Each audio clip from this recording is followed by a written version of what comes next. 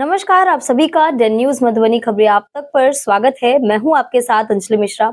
क्या आपने कभी सोचा है कि हम जो सांस ले रहे हैं वो हमें जिंदा रख रही है या धीरे धीरे मौत के करीब ले जा रही है? वायु प्रदूषण जो एक अदृश्य हत्यारा है, आज हर घर, हर शहर और हर इंसान पर असर डाल रहा है। भारत जैसे देश जहां विकास की रफ्तार तेज हो रही है, वहां प्रदूषण की समस्या और भी गंभीर होती जा रही है। आज हम बात करेंगे वायु प्रदूषण की भयावह सच्चाई, इसके हमारे जीवन पर पड़ने वाले प्रभाव और इससे बचने के लिए समाधान की। तो आइए इस जरूरी चर्चा की शुरुआत करते हैं। तो चलिए शुरुआत करते हैं और जानते हैं कि भारत में वायु प्रदूषण की स्थिति क्या है। भारत दुनिया के सबसे प्रदूषित देशों में से एक माना जाता है। हाल ही में रिपोर्ट्स बताती है कि 2023 में दुनिया के 10 सबसे प्रदूषित शहरों में से 6 भारत में है। दिल्ली, कानपुर, लखनऊ और पटना जैसे शहरों में एयर क्वालिटी इंडेक्स खतरनाक स्तर पर है। गाड़ियों का धुआं, कंस्ट्रक्शन डस्ट और पराली जलाने से स्थिति और भी खराब होती जा रही है। तो चलिए अब आगे बढ़ते हैं और जानते हैं कि हमारे बिहार में वायु प्रदूषण की स्थिति क्या है। बिहार में वायु प्रदूषण की स्थिति काफी गंभीर है, खासकर पटना, गया और मुजफ्फरपुर जैसे शहरों में, जहां एयर क्वालिटी इंडेक्स अक्सर खतरनाक स्तर पर पहुंच जाता है। वाहनों से निकलने वाला धुआं, ईंट भट्टों का प्रदूषण, पराली जलाने और निर्माण कार्यों की धूल इसके प्रमुख कारण है। ग्रामीण क्षेत्रों में पारंपरिक चूल्हों और जलाऊ लकड़ी का उपयोग इंडोर प्रदूषण को बढ़ाता है। इस प्रदूषण का सीधा असर स्वास्थ्य पर पड़ रहा है, जिससे अस्थमा, ब्रोंकाइटिस और अन्य श्वास रोग बढ़ते जा रहे हैं। डब्ल्यूएचओ ने बिहार के कई शहरों को दुनिया के सबसे प्रदूषित क्षेत्रों में शामिल किया है।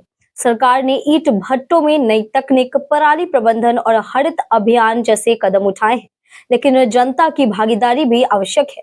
कचरा जलाने से बचना, साइकिलिंग, सार्वजनिक परिवहन और पेड़ लगाना जैसे छोटे प्रयास वायु प्रदूषण को कम करने में मदद कर सकते हैं।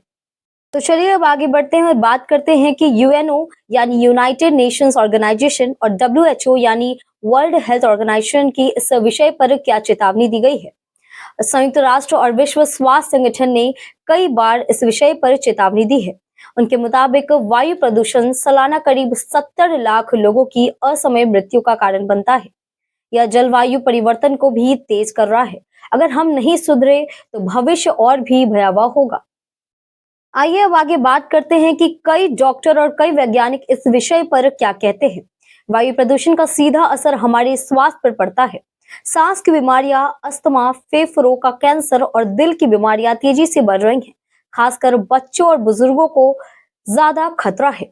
यदि यही स्थिति रही तो 2050 तक भारत की जीवन प्रत्याशा में 5 से 7 साल की कमी हो सकती है। हम सिर्फ हवा नहीं बल्कि अपने भविष्य को भी जहरीला बना रहे हैं। अब आगे बढ़ते हैं और हमारी ओर से आप सभी को जमीन से जुड़े कुछ सलाह देते हैं। आप और हम छोटे छोटे कदम उठाकर बड़ा बदलाव ला सकते हैं। सबसे पहले तो सार्वजनिक परिवहन का उपयोग करें, गाड़ी शेयर करें या साइकिल का इस्तेमाल करें। सोलर एनर्जी और एलईडी बल्ब जैसी स्वच्छ ऊर्जा के साधनों का इस्तेमाल करें। पेड़ लगाएं और अपने आसपास हरियाली बढ़ाएं। कचरा प्रबंधन के विषय में हम ये कहना चाहते हैं कि कूड़ा ना जलाएं, सही तरीके से कचरे का निपटान करें। किसानों को पराली जलाने के विकल्प जैसे मशीनों और जैविक तकनीकों का उपयोग करना चाहिए।